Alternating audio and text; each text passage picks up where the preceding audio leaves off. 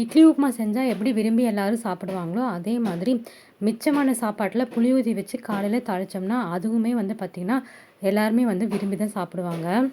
பிரியாணி கூட வாரத்தில் ஒரு நாள் செஞ்சுருவோம். ஆனால் இந்த சாப்பாடு வந்து பார்த்திங்கன்னா எப்போ மிச்சமாகுதோ அப்போ மட்டும்தான் நம்மளால் செய்ய முடியும். ஸோ இந்த சாப்பாட்டுக்கு வந்துட்டு வீட்டில் கொஞ்சம் அடித்தடி ஜாஸ்தியாக தான் இருக்கும். கடுகு பொரிஞ்சதுக்கப்புறமா வெங்காயம், கருகாப்பில், 2 காஞ்ச மிளகாய் கிள்ளி போட்டுட்டு கொஞ்சமாக மஞ்சத்தூள் போட்டு லைட்டாக அந்த வெங்காயத்துக்கு தேவையான அளவு மட்டும் உப்பு போட்டுக்கலாம். நைட்டு வந்து புளியை கரைச்சி மிக்ஸ் பண்ணும்போதே சாப்பாட்டுக்கு தேவையான அளவு வந்து உப்பு போட்டு தான் வந்து நம்ம மிக்ஸ் பண்ணி வச்சுருப்போம். ஸோ கடைசியாக வந்து டேஸ்ட் பார்த்துட்டு உப்பு வேணும்னா மட்டும் நம்ம ஆட் பண்ணிக்கலாம்.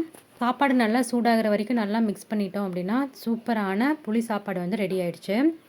அம்மா வந்துட்டு மருதாணி வந்து அரைச்சி வச்சுருந்தாங்க. மருதாணி வைக்கிறது அதிர்ஷ்டமாமா அப்படின்னு சொல்லி சொல்கிறாங்க. மருதாணி வைக்கிறதுனால ஒரு பாசிட்டிவிட்டி வந்து க்ரியேட் ஆகுது. லக் அடிக்குதோ இல்லையோ இதை பார்த்துட்டே இருக்கிறதுல எனக்கு ஒரு சந்தோஷம். அதுக்காகவே நான் வந்துட்டு இந்த மருதாணி வச்சுப்பேன். இனி நாளைக்கு பார்க்கலாம்.